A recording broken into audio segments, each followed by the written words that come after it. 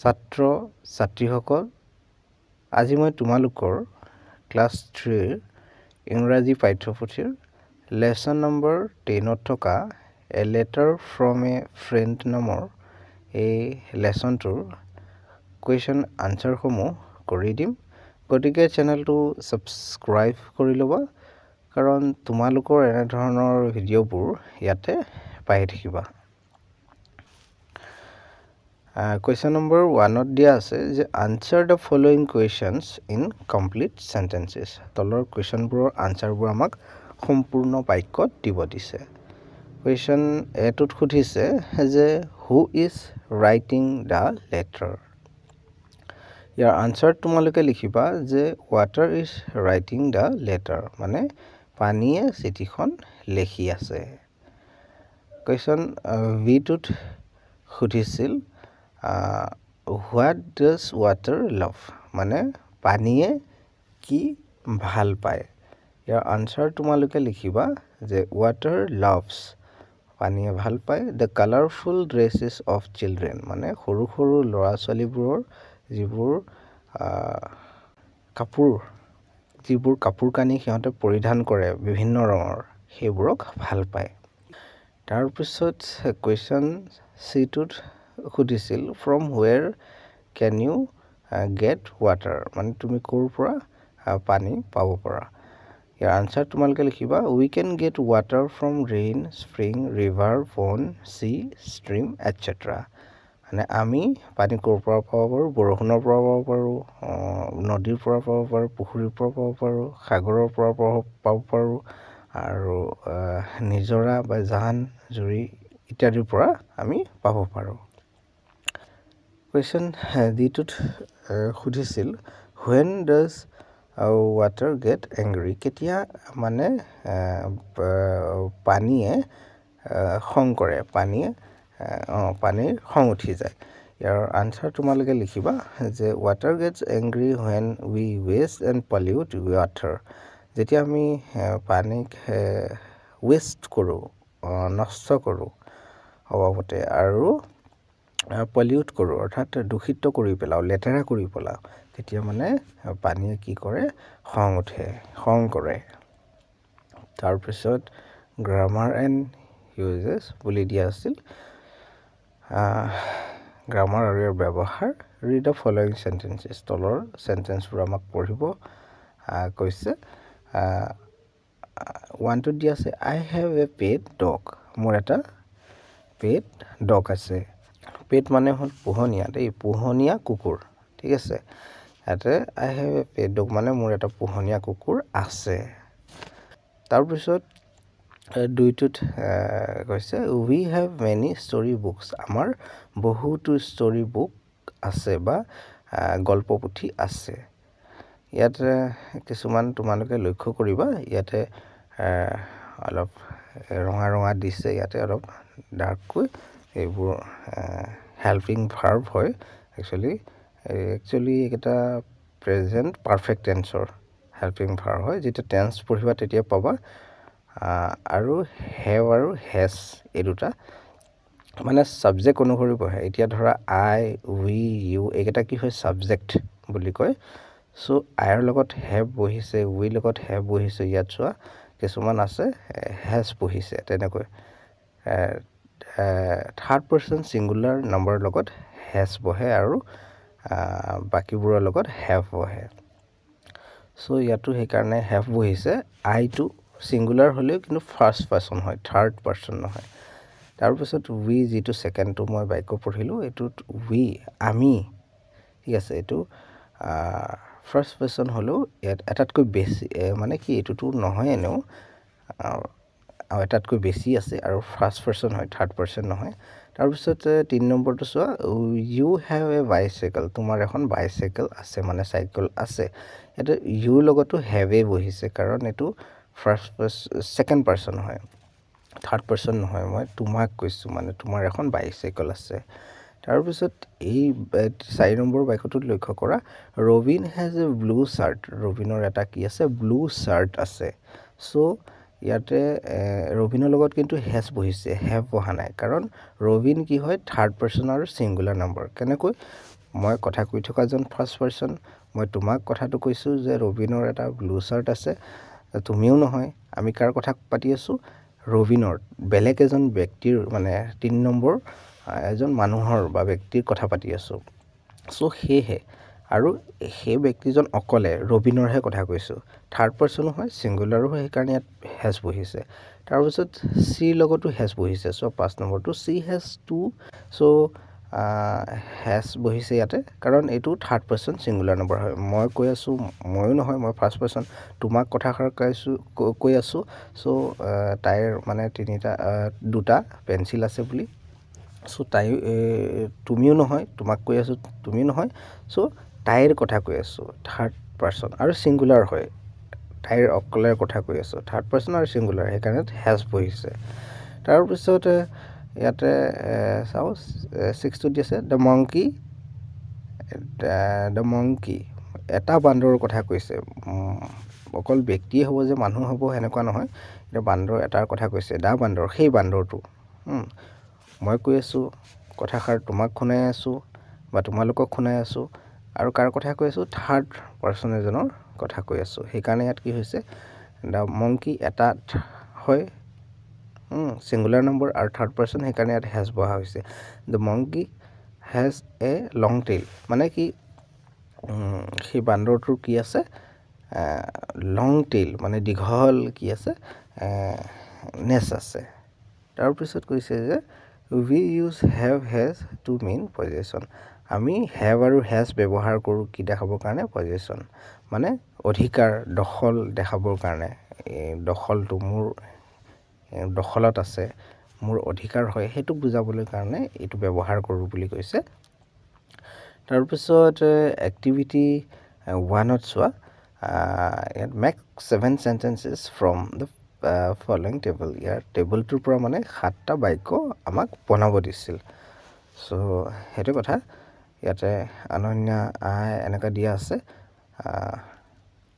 তাৰপিছত মই বনাই দিছো বাৰু এটা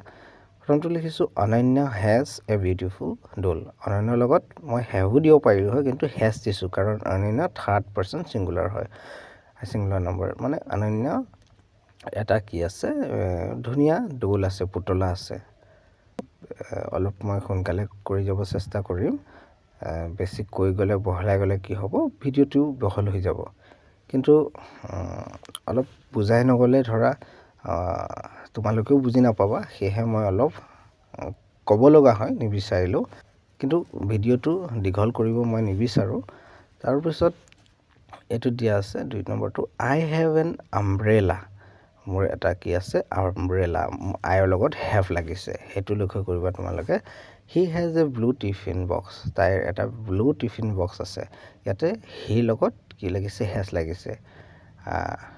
মই কৈ আছো কথাষাৰ মই ফাৰ্ষ্ট পাৰ্চন তোমাক কথা কৈ আছো তাইৰ এটা ব্লু টিফিন বক্স আছে আমি 3 নম্বৰ ব্যক্তি এজনৰ কথা কৈ আছো সেইকাৰণে আৰু সিঙ্গুলাৰ হয় এজনৰ কথা কৈছো ন হি has লাগিছে সি হলেও has হ'ব হি হলেও has হ'ব তাৰপিছত you have an ink pot তোমাৰ এটা কি আছে ink pot আছে তাৰপিছত বনাইছো কি she has a red watch তাইৰ এটা কি আছে ৰঙা ঘড়ী আছে তাৰপিছত they have an old car সিহঁতৰ কি আছে এখন old car এটো কিন্তু থাৰ্ড পাৰ্চন হয় ডেটো কাৰণ মই কৈ আছো মই ফাৰ্ষ্ট পাৰ্চন তোমাক কথাষাৰ কৈ আছো সিহঁতৰ এখন old car আছে পুৰণা car আছে মানে সিহঁতৰ কথা কৈছো থাৰ্ড পাৰ্চনে হয় কিন্তু ইয়াৰ লগত have বহিছে কাৰণটো হল ডে টু থাৰ্ড পাৰ্চন হলে সিঙ্গুলাৰ নহয় সিহঁতৰ কথা কৈছো এজনতকৈ বেছি আছে সো তেনেকুৱা ধৰণৰ কথা they have an old car সিহঁতৰ এখন old car আছে পুৰণা car তাৰপিছত it has a long trunk ইয়াৰ কি আছে দীঘল মানে হাতীক যদি আমি বুজাও তেতিয়া হ'ব দীঘল খুৰ আছে বা গছক যদি বুজাও ডাঙৰকৈ যেটো গছৰ ডাঙৰ যেটো গা গছ হেতু ট্ৰাংক বুলি কয় হেতু কথা it has a long trunk এটা দীঘল কিবাটো আছে খুৰটো আছে হেতু কথা তাৰপিছত কি কৈছে নাও look at the following sentences এতিয়া তলৰ বাক্যবোৰ চাব দিছে এক নম্বৰটো দিছে Adnan has a car আদনানৰ এখন কি আছে কাৰ আছে দিস ইজ আদনানছ কাৰ এখন কাৰ হয় আদনানৰ কাৰ হয় হেতু বুজাইছে ইয়াতে সোৱা নামটোৰ লগত ওপৰত অপস্ট্ৰফি দি পেলাই এস এটা বহাই দিছে মানে তেতিয়া দিস ইজ আদন কাৰ হলে নহলে হয় মানে আদনানৰ হয় এনেকুৱা ধৰণৰ তাৰ পিছত 2 নম্বৰটো সোৱা ৰশ্মি has many books ৰশ্মিৰ বহুতো কিতাপ আছে these are Rashmi's books এইবোৰ ৰশ্মিৰ বুক ইয়াত যদি ৰশ্মি দিলা হয় অলপ কিবা হলে হয় নিমিলিলে হয় সম্পূৰ্ণ নহলে হয় ৰশ্মি's যেতিয়া কৈছে মানে ওপৰত অপস্ট্ৰফি দি পেলাই এসটো দিছে তেতিয়া ৰশ্মিৰ এনেকুৱা ধৰণৰ বুজাইছে ঠিক তেনেদৰে ইয়াতে কৈছে we also add an apostrophe and s ইয়াত ব্ৰেকেটত দি দিছে কেনেকৈ ব্যৱহাৰ কৰে after a noun এটা নাউনৰ পাছত to mean possession কি দেখাবৰ কাৰণে নিজৰ দখল দেখাবৰ কাৰণে অধিকাৰ দেখাবৰ কাৰণে কোনো এটা বস্তুৰ ওপৰত মোৰ হয় তেনেকুৱা ধৰণৰ বা তাইৰ হয় আদনানৰ হয় ৰশ্মিৰ হয় fill in the blanks with have or has এতিয়া have আৰু has এৰে আমাক পূৰণ কৰিব দিছে ব্ল্যাঙ্কবোৰ ঠিক আছে 1 নম্বৰটো সোৱা the elephant ইয়াৰ আমি has মানে মই has দিছো কাৰণ এলিফেন্টৰ কথা কৈছে বা এলিফেন্টৰ কথা কৈছে সো ইয়াত has বহাইছো এই কাৰণে a long trunk মানে এটা দীঘল খুৰ আছে এলিফেন্টৰ সো ইয়াত দা এলিফেন্ট মানে কি হয়তো গোটেই এলিফেন্টক বুজাইছে গোটেই জাতিটোক গোটেই হাতীকে বুজাইছে এটা শব্দত প্ৰকাশ কৰিছে এটাক বুজাইছে মানে গোটেই হাতীখিনিক মিলাই বা এটা হাতীকো যদি কয় সেই হাতীটোৰ দীঘল যি ট্ৰাঙ্ক আছে এইটো কি হল থাৰ্ড পাৰসন হল ফাৰ্স্ট সেকেন্ড থাৰ্ড আৰু এটা হাতীৰ কথা কৈছে কাৰণে হেজ বহিছে তাৰ পিছত চোৱা দে